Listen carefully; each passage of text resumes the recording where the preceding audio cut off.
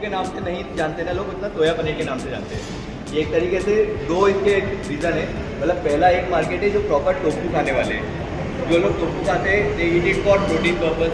इसके अंदर शुगर बिल्कुल नहीं होती है, ठीक है, शुगर बिल्कुल नहीं है। प्रोटीन कंटेंट नॉर्मल जो दूध वाला पनीर होता है ना उससे ज़्यादा होता है।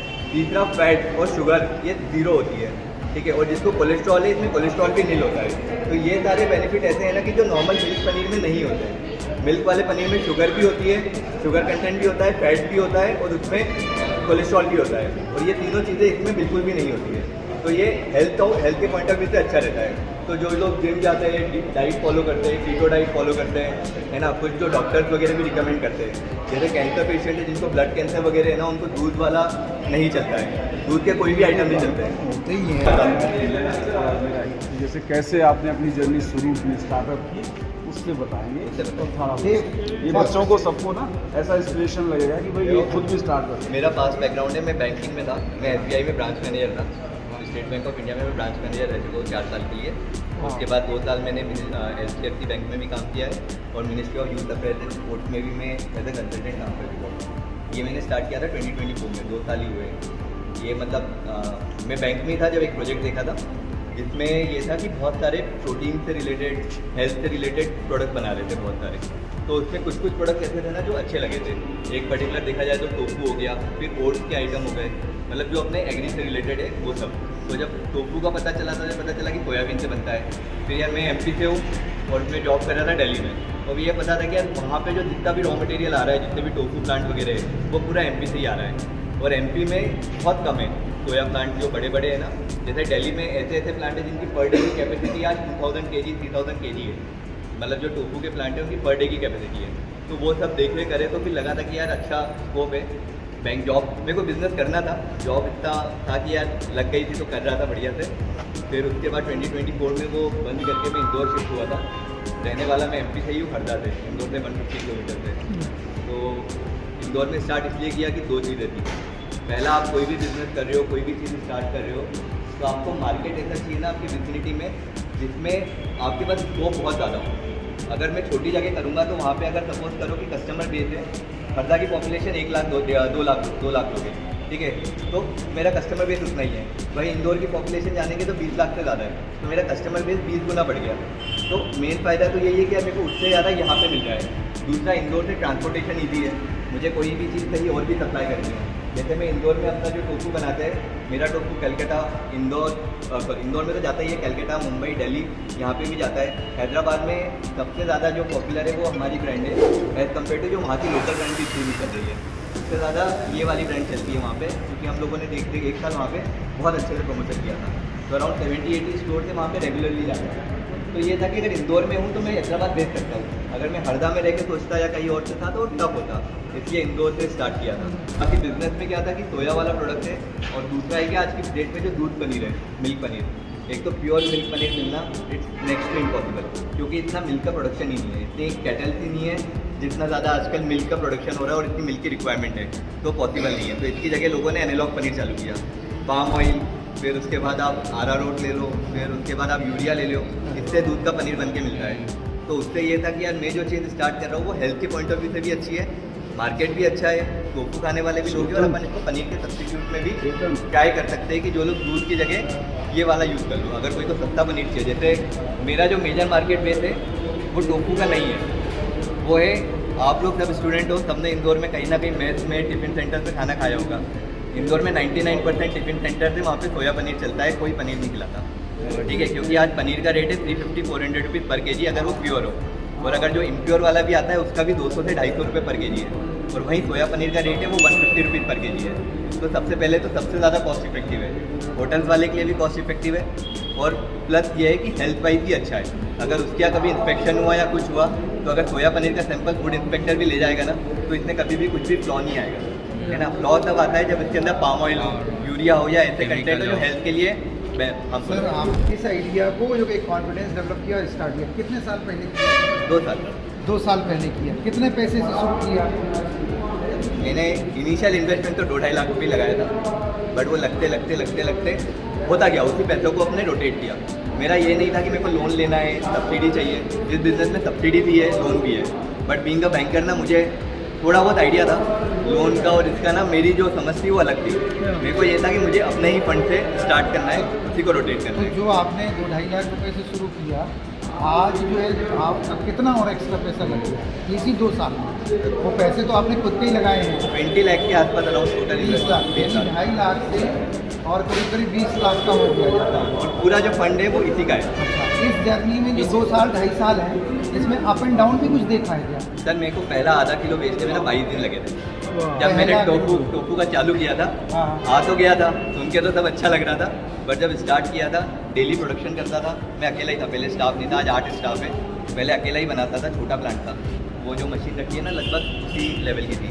हाँ। तो छोटे प्लांट से स्टार्ट किया था, तो डेली बनाता था, डेली मार्केट में ले जाता था, डेली लोग मना कर देते थे लेने से। तो धीरे धीरे, बट ये था कि एक बार एक कस्टमर मिला ना, तो उससे वो कॉन्फिडेंस आता है कि यार जब ये वाला होटल वाला मेरा पनीर ले सकता है, या फिर ये डॉक्टर ले सकता है, तो कोई भी ले सकता है। मतलब एक बंदा ले रहा है तो बाकी जगह भी चल सकती है चीज़ें, है ना। होटल में क्या है, एक होटल में अगर वो पनीर की सब्ज़ी बना रहे हैं, कस्टमर कंप्लेंट नहीं कर रहे हैं, तो सेम चीज़ दूसरे होटल वाला भी कर सकता है। तो बस वो थोड़ा सा कॉन्फिडेंस था कि वो एक आधा किलो तक में टाइम लगा, फिर वो आधा किलो के बाद धीरे धीरे वो बढ़ता गया। आज प्रेजेंट डे अपना 350 to 400 kg पर डे का प्रोडक्शन है, उतनी सेल भी है। मतलब वो कितने लोग काम करते हैं? सर 8 स्टाफ है, 8 लोगों का 4 staff लोगों है। का काम प्रोडक्शन का रहता है, 2 लोग मार्केटिंग में करते हैं, एक अकाउंट देखता है, और एक अभी नया स्टाफ है वो सीख रहा है। बड़ा ट्रेड सीक्रेट लगभग कितना टर्नओवर होगा? सर अभी इस फाइनेंशियल ईयर में अराउंड 1 ईयर। And 1 year, ये 1.5 साल का प्रोग्रेस है, 1.5 साल का। 24 में शुरू किया इन्होंने। फायरिंग स्टोरी कोई नहीं, he was a bank employ, senior bank employ, manager rank पे थे, और उन्होंने रिस्क लिया। जो हम बता रहे थे कि भाई रिस्क लीडिंग एबिलिटी बिजनेस के लिए सबसे ज़रूरी है कि आपको थोड़ा रिस्क लेना पड़ेगा। इन्होंने जॉब छोड़ के रिस्क लिया और छोटे से शुरू किया, और 2 साल में 1 करोड़। ये बैंक में रहते तो अभी इतना प्रमोशन टैक्स भी नहीं होता। 1.5-2 लाख रुपए की सैलरी होती है। हाँ, तो कितना होता मुश्किल से 18-20 लाख। हाँ। अभी 1 एक CR पे turnover है, है, और ठीक ये है। मोइनी फोल्ड अभी क्या ना मल्टीप्लाई होगा, वहाँ प्लस नहीं होता बिजनेस में, मल्टीप्लाई होता है। तो अभी आगे धीरे धीरे मल्टीप्लाई होगा, और 8 लोग इनके साथ काम करते हैं, एक छोटे बैंक ब्रांच जितना स्टाफ है ना। तो ये एक तरह से बहुत बढ़िया स्टोरी है, मुझे लगता है आप लोग अप्रिशिएट करना चाहिए इनको, है ना।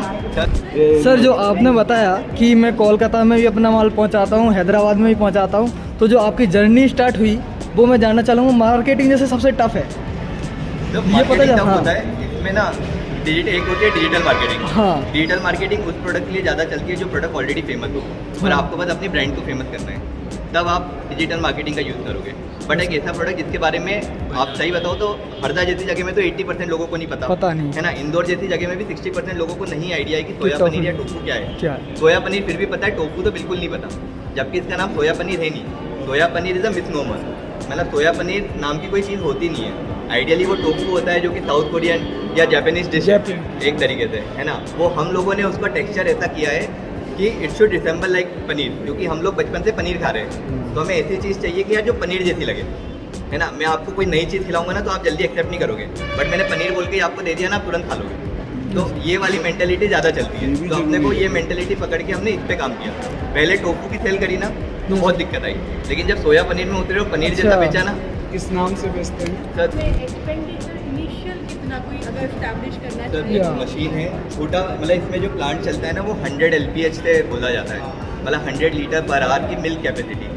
इसका मतलब ये नहीं होता है कि 1 घंटे में 100 लीटर दूध आपको होता है, मतलब इसका ये है कि आप गर्म करके 100 लीटर दूध तक गर्म कर सकते हो 1 घंटे के अंदर उस मशीन से, ठीक है। 25-30 लीटर का उसका कंटेनर बनता है, उसमें आप 1 घंटे में 3 बैच या 4 बैच निकाल लेते हो, तो अराउंड 100 लीटर हो जाता है। तो वैसे 100 LPH का मिनिमम प्लांट आता है, उसकी कॉस्टिंग अराउंड 1,50,000 समथिंग रहती है, जिसमें आपका ग्राइंडर जिसमें हम सोयाबीन को क्रश करते हैं और उसका दूध निकलता है, दूसरा कंटेनर, तीसरा होता है स्टेबलाइजर। स्टेबलाइजर मतलब एक तरीके से कुकर जिसमें हम दूध को बॉईल कर रहे हैं, उसमें हम 100 डिग्री तक उसको बॉईल करते हैं। चौथा बॉईल कैसे करेंगे, एक होता है कि डायरेक्ट अगर गैस पे गर्म करोगे ना तो इसमें प्रोटीन कंटेंट बहुत होता है, तो वो चिपक जाता है सोयाबीन, तो हम उसको स्टीम से गर्म करते हैं। तो हम स्टीम में कोई भी बॉयलर यूज़ कर सकते हो, गैस बॉयलर, इलेक्ट्रिक बॉयलर या वुडन बॉयलर, कोल बॉयलर, जो भी यूज़ करना हो, हम लोग गैस बॉयलर यूज़ करते हैं। तो गैस से हम लोग बॉयलर को गर्म करते हैं, पानी गर्म होता है, स्टीम जनरेट होती है, प्रेशर क्रिएट होता है, और फिर वही स्टीम से हम लोग दूध को बॉयल करेंगे। एक बार दूध हमारा 100 डिग्री बॉयल हो जाता है, फिर उसको निकालो,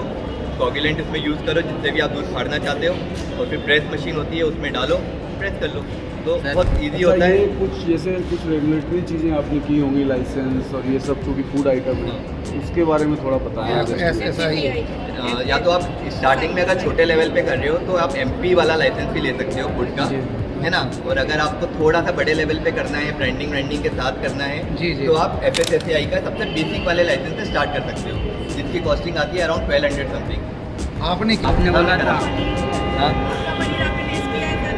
आपने नॉर्मल पनीर टेस्ट किया है जो काऊ मिल्क कैसे बनता है? दोनों के टेस्ट में डिफरेंस क्या है? हम कैसे काऊ का पहचानें? पनीर अच्छा लगता है टेस्ट में, ये टेस्टलेस होता है। टेस्ट लगता है, मतलब तो जैसे इसका फ़ायदा क्या होता है कि आप इसमें जो भी ग्रेवी डालोगे वो एब्जॉर्ब कर लेगी।